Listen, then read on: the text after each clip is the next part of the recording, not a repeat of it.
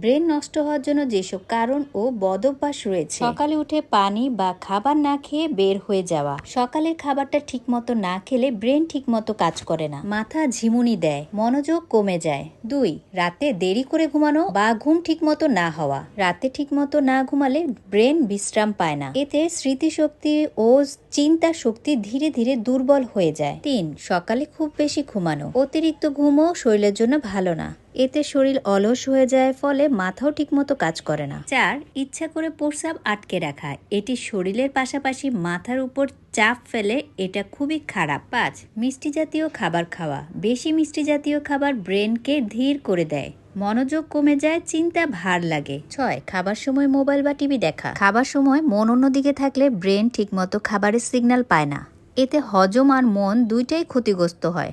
7. মাথায় ক্যাপ বা পায়ে মোজা পরে ঘুমানো। ঘুমের সময় শরীরের তাপ ঠিকমতো বের হতে না পারলে ব্রেন আরাম পায় না।